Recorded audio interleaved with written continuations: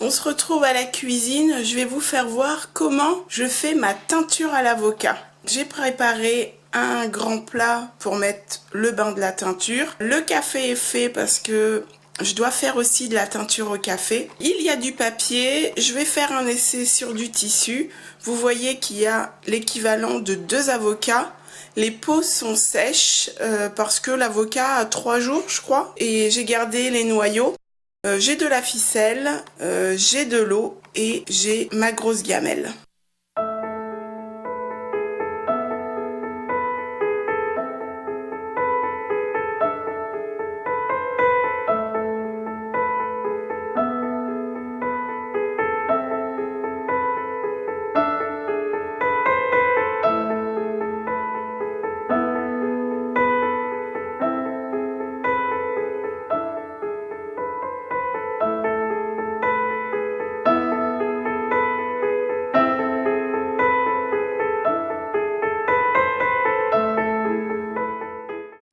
Voilà, du coup, j'ai mis mes peaux d'avocat dans l'eau, j'ai mis les 2 noyaux et je vais faire bouillir, je vais monter jusqu'à l'ébullition de cette préparation et je vais laisser environ 3/4 d'heure.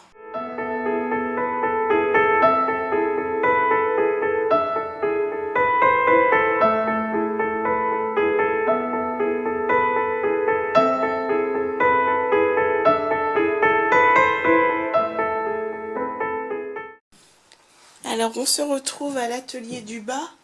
Je vais couper des images pour pouvoir, donc on voit bien qu'elles sont imprimées sur du papier blanc et je vais les couper pour les passer au café. Donc c'est des visuels que je crée moi-même à l'ordinateur, enfin dans les motifs. Donc voilà, le motif papillon et il y a le motif aussi, un autre motif papillon. Voilà, c'est pour un junk journal, pour le junk journal de Ludivine.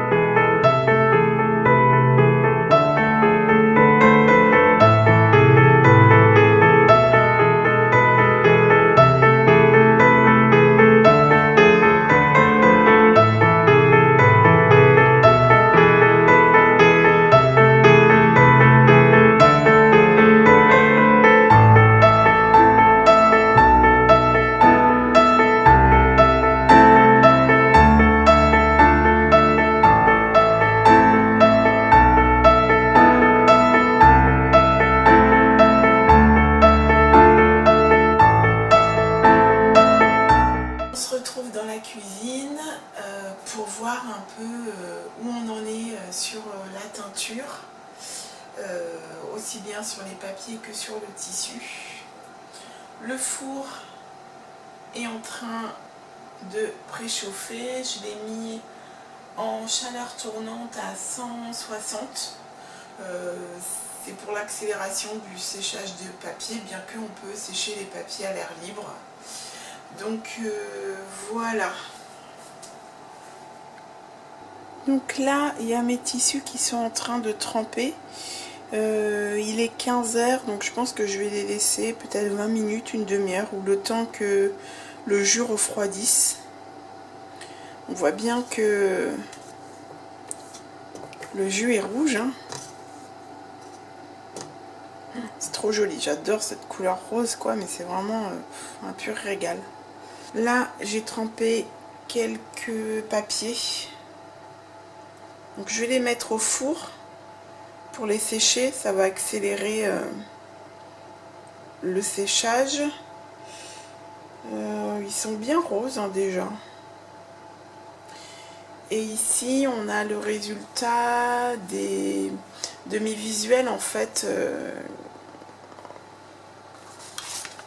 Et maintenant avec la couleur café, ce que ça donne.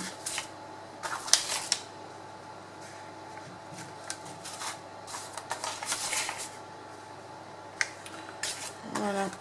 Donc là en fait ils ont été passés au café, je les ai mis au four et je les ai aussi repassés pour les aplatir.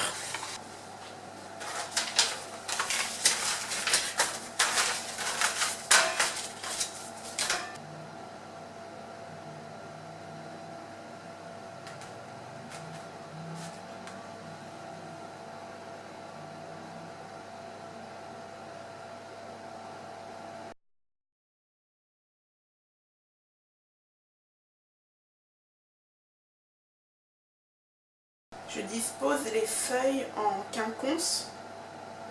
Comme ça, quand elles vont sécher, ça va créer des... Il va y avoir des démarcations en fait.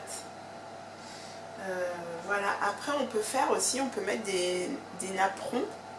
Et du coup, il va y avoir l'impression du napperon dessus aussi. Donc là, c'est une étape assez délicate parce que les feuilles, comme elles sont trempées, elles sont assez fragiles. Donc il faut faire très attention. Donc là, je vais en remettre.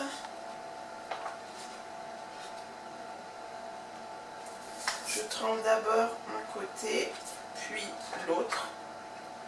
Et j'immerge.